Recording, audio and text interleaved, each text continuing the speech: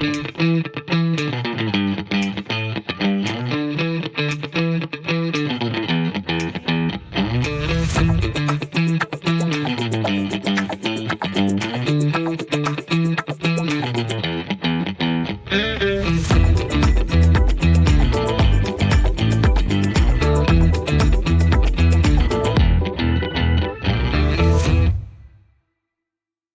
to Victor or Death, the podcast for content creators.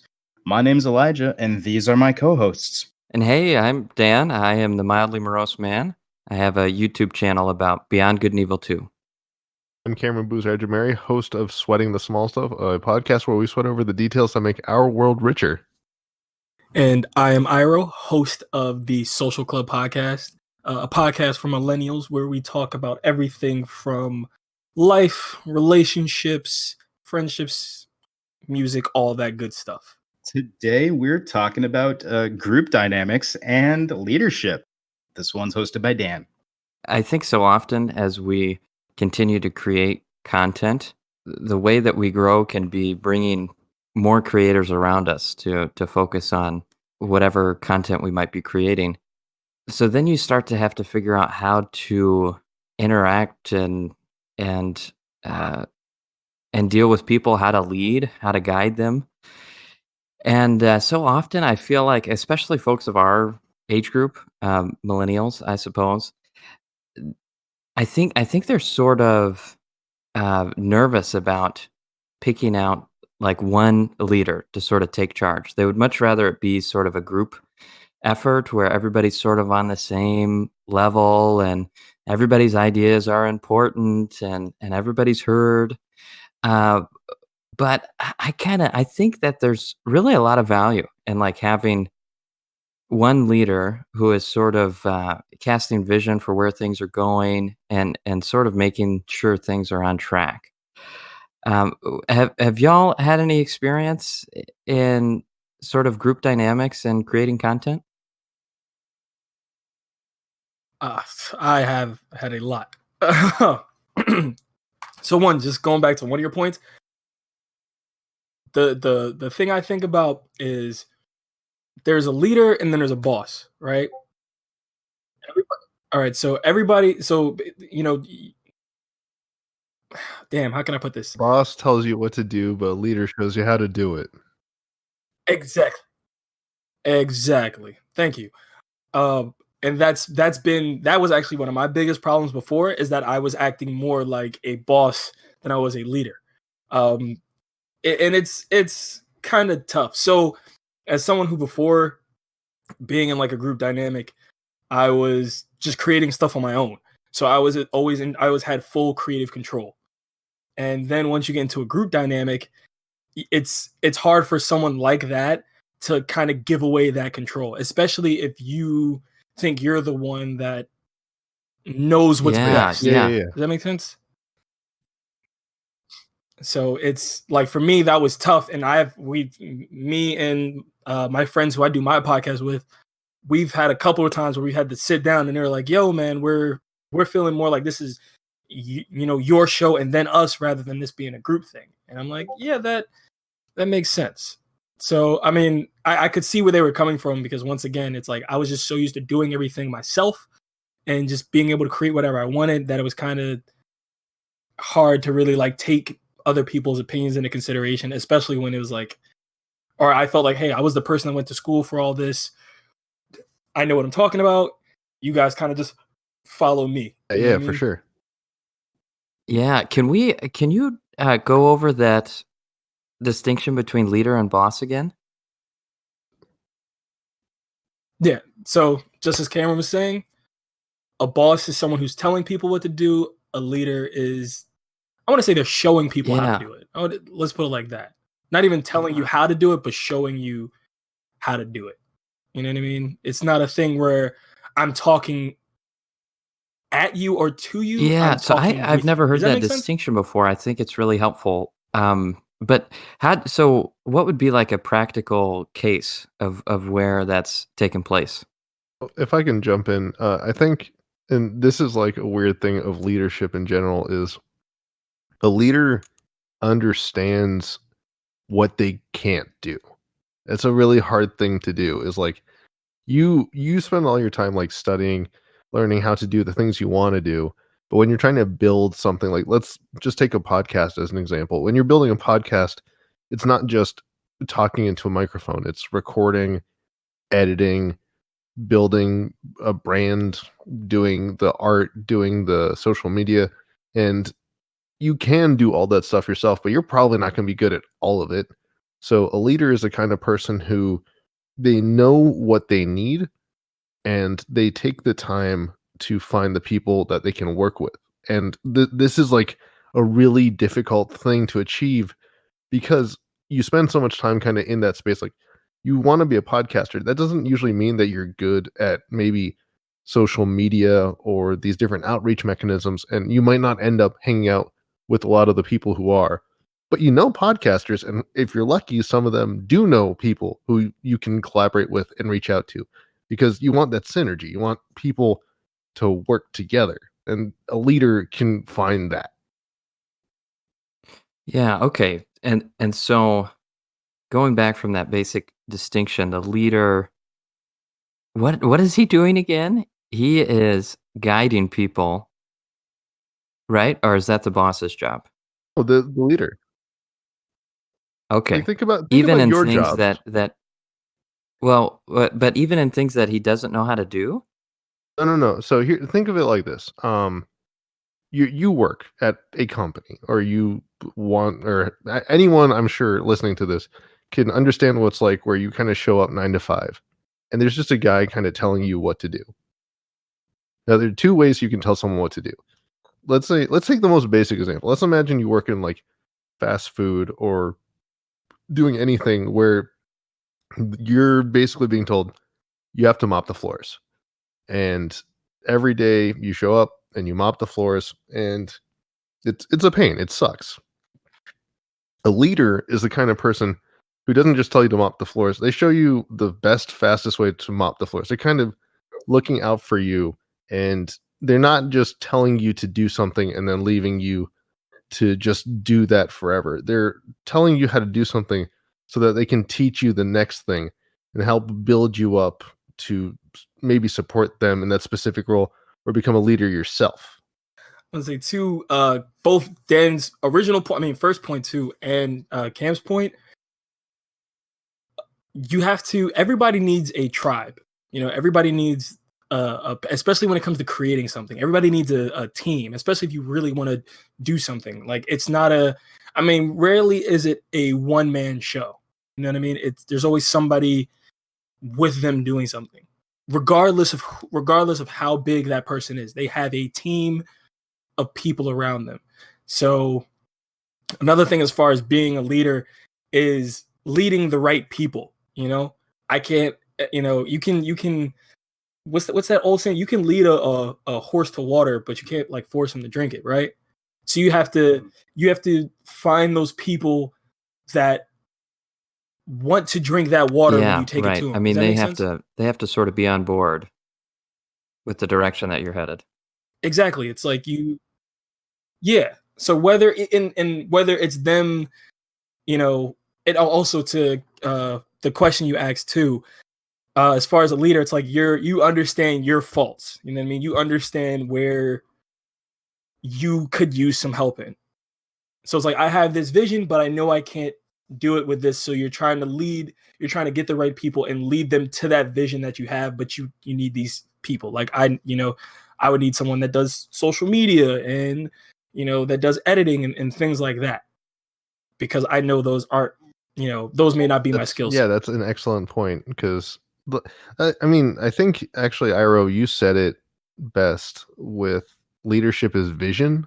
I think in that, like, you have a vision. You obviously like see the thing you are working on. You're like, if you're starting a company, making content, whatever. Your vision for it is ideally, I want it to be something that resonates with people, or I want it to be the place people go. Like you have a bigger why that explains what the goal of your work is. And as you understand that vision, you understand what you should also try to understand what your individual shortcomings are, and know that you can't get there by yourself. No one as much as we all like to think we have the tools to get wherever we want to go by ourselves, the real victories come, playing into the title. The real victories come when you find the people who help you along that path and fill in those gaps. So when you see your vision, you see that you need that social media, you need that branding, and you can't do that. So you find someone who can. And that might be reaching out to friends, that might be reaching out to fellow podcasters and getting recommendations. That might just be doing the research yourself, but you need to figure out how to find and do what needs to be done.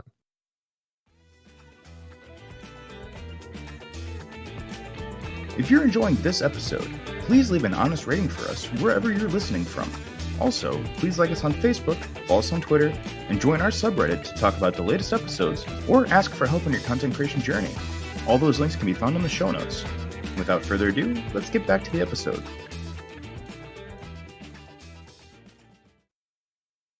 Yeah, and I think that's a good point. I think just in terms of like just overall talking about leadership, I think that's really on point.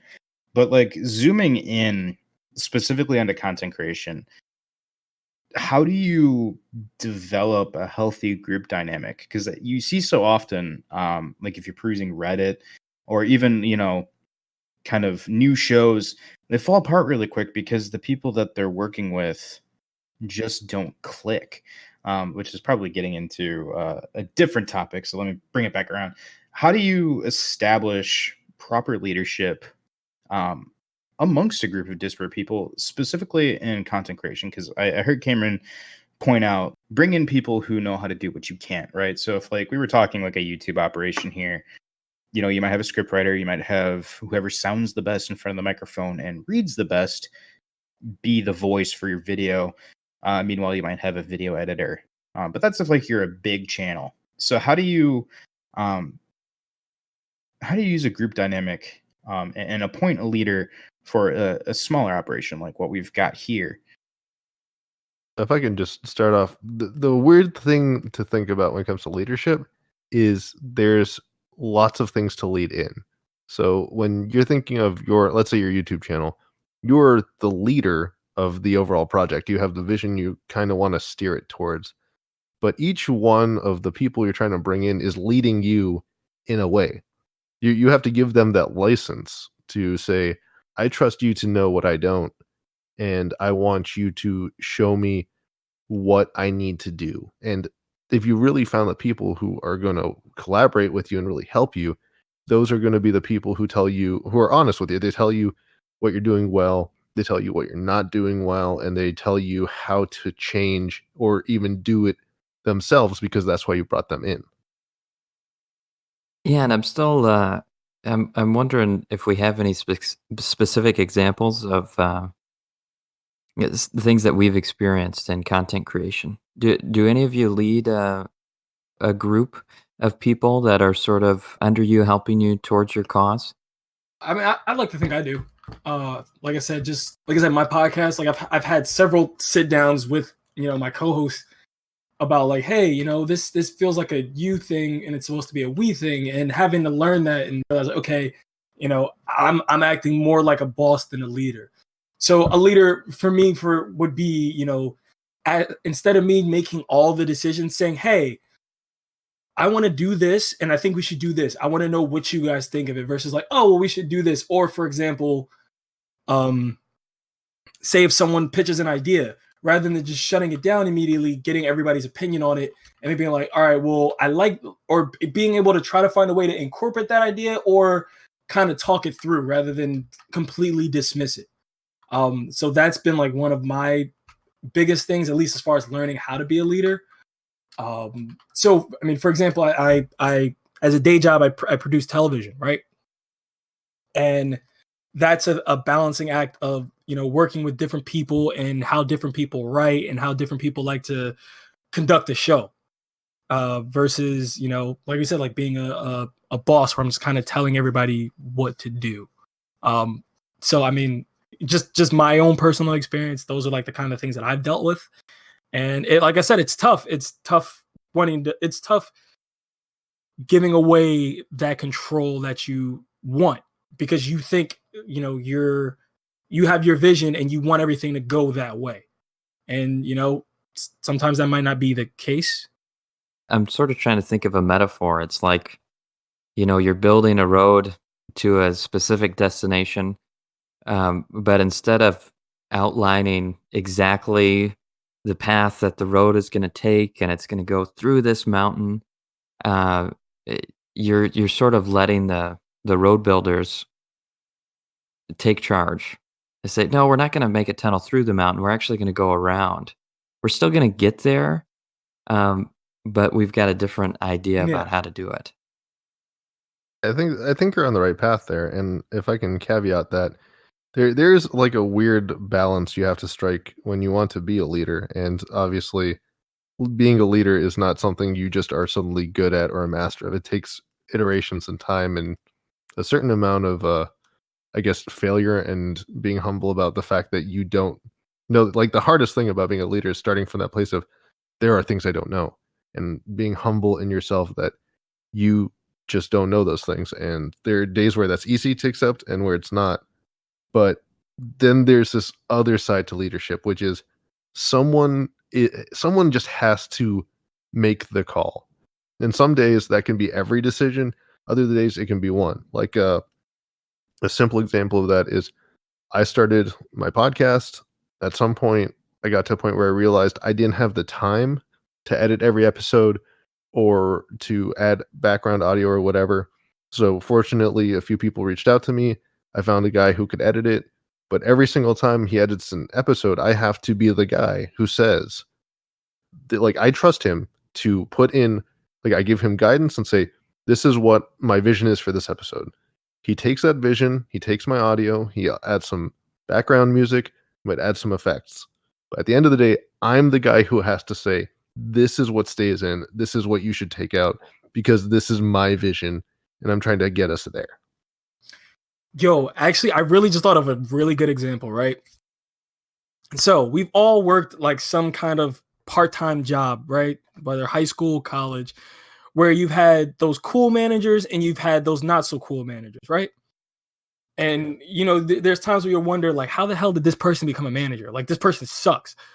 And whereas the cool manager is the guy that is the guy or girl that's usually just cool with everybody. Like, you're still able to get your work done. You're still able to get things done. And at the same time, it's not stressful. You guys are having fun. You guys are enjoying yourself.